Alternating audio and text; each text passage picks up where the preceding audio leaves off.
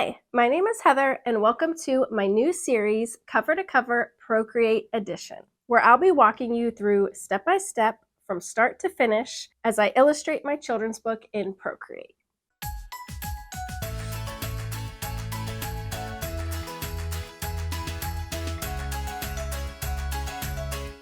I recently wrote a manuscript for a new children's book, and it's about a bee who has a bad day.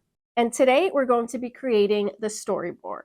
So as I draw up the storyboard, I'll be telling you the manuscript of the book and what it's about. And if you want to know what equipment I'm using, just check the description box below and I'll have it all listed there. This book is all about self-soothing and how you can kind of make yourself feel better or at least help comfort yourself when you're not feeling okay. I wasn't really taught that stuff as a kid, so I just kind of had to learn it like after I was grown up and kind of figure it out. So that's why I think that this book would be really helpful for kids. I'm in Procreate on the iPad, and when I do a storyboard, I pretty much just create like a paper size. It doesn't really matter what size document that you're using for this because it's just a sketch.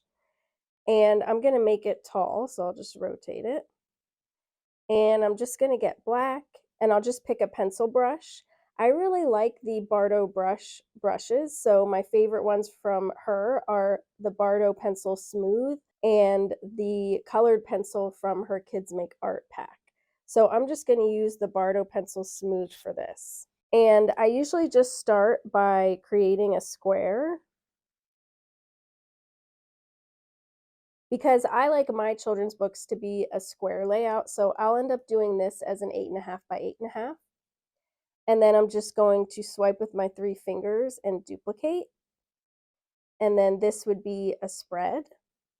But actually, I'm going to leave the first page by itself because in your children's book, you're always going to have the first page to the right of the spine all by itself.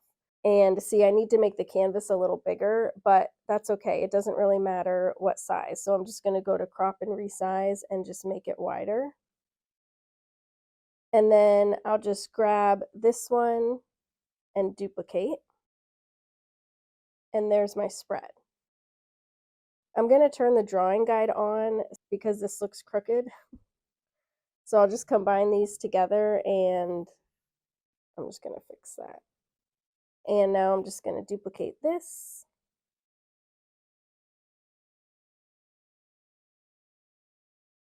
My story has 12 little blocks of text that are each going to be on 2 pages. So whether I do a spread or I do text on 1 page, image on the next, I'm going to do 2 pages for each little block of text. So I'm going to end up making 12 of these spreads. And my book is going to be called Bitzy Bee's Bad Day. Now that I have all of my squares drawn for my pages, I can go ahead and start sketching my scenes. I'm just going to create a new layer so that I have these on a separate layer in case I want to move stuff around. And the first page is just going to be a title page. And then the next 2 pages I will have as a copyright and the dedication. And then I'll start the story. The first page is going to say, as the sun comes up, Bitzy yawns and says, today is going to rule. She hops to her feet, grabs a sweet treat, and buzzes off to school. So this is really 2 different scenes here. One is where the sun is coming up and she's yawning and saying today's going to rule. And then the second scene is she hops to her feet and grabs a sweet treat and buzzes off to school. So I think I'm going to have 2 scenes here, and then maybe I'll just have the text like either above or below. And she's going to be in her little beehive. So I'm thinking maybe hexagon windows. I think that would be super cute. I think that's good for the storyboard, and then later I can add more details if I want. And for the next page, she's going to be buzzing off to school, and I'll put like a little snack in her hand. So what I'm thinking for this is that this will be a full page illustration, and then here maybe I'll just have her isolated on white. Or she might be like in a little vignette. That would be cute too. For the next scene, as she buzzes and zigs and zags, she sees a storm cloud in the sky. She feels some big drops on her tiny head and it hurts, so she starts to cry. So we're going to have some storm clouds and she's going to be crying with a drop hitting her head. I think something like that would work. And the next page, she ducks under a flower and tries to stay dry and tells herself she'll be all right. When the rain skips a beat, she gets back on her feet and bravely takes flight. Those are definitely two different scenes. So we'll have one on this page and one on the next page. So she's trying to stay dry under here. And maybe she's kind of looking up at the rain. So maybe the text can go kind of like this. That would be kind of neat. And now the rain skips a beat and she gets back on her feet and bravely takes flight. So now I can have her flying again.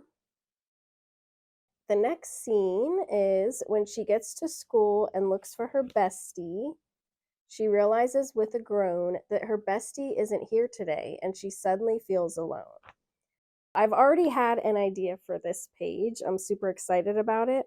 I'm going to have a little vine with like all these leaves, and the leaves are all the different seats where the kids sit.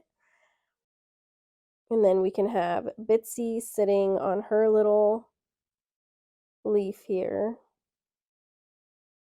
So we'll have that seat empty, and then we can have some other little bugs here. So we can have a little ladybug, maybe a little lightning bug, which I think maybe I would just have like the butt would be like a bright yellow.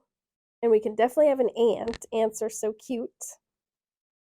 Here we could maybe have something small so it's not so crowded. So maybe like a flea. Oh, a butterfly, of course. A dragonfly. That would be fun. And then we can probably have the text like maybe here and here. I think that would be really cool. Our next scene is she'll have to eat lunch all by herself, but she has a solution to that.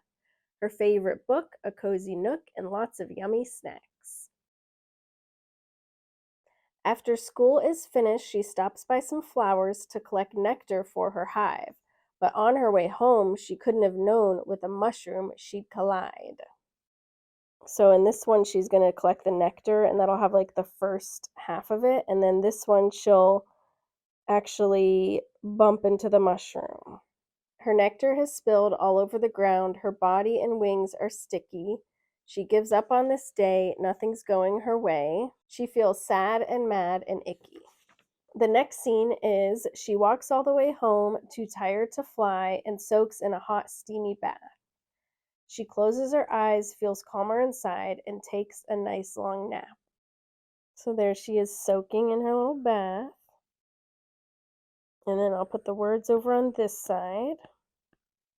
The next scene says she wakes up feeling better and heads to the den and grabs her coloring books. She curls up in a chair, colors with care, but hates the way her artwork looks. So I'm going to have her in her little den coloring, but maybe she kind of has a frown on her face. I can put a little side table here. Oh, maybe like a little dice. And then I'm going to put her little crayons here. And maybe I'll put a little window. The next scene says she tears out the page and folds it in half, then folds it under, then over, until she has made a new piece of art, a beautiful paper clover. She picks up the phone and calls up her friend to tell her about her day.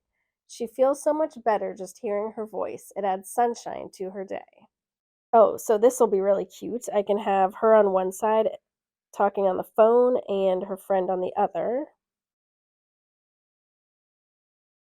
Maybe I'll put the text on the bottom for this one so it's a little different. And the last scene, as she settles into her bed that night, she thinks of everything that went wrong today. But then she remembers how she made it right and falls asleep with a smile on her face. Now my storyboard is done. Stay tuned for the next video where I will start illustrating the first page. And when I illustrate, basically I'm just going to copy what's in the storyboard and then paste it into a new document so that I can use it as a guide for drawing. But you'll see all that in the next episode. Let me know what you think in the comments. If you have any suggestions, let me know. And I hope you enjoy following along with me on this adventure. And of course, if you have any questions, let me know in the comments. And as always, you can email me at heather@heathercash.com. And if you like this video, please give it a thumbs up and subscribe so I know to make more videos like this. Thanks so much for watching. Bye.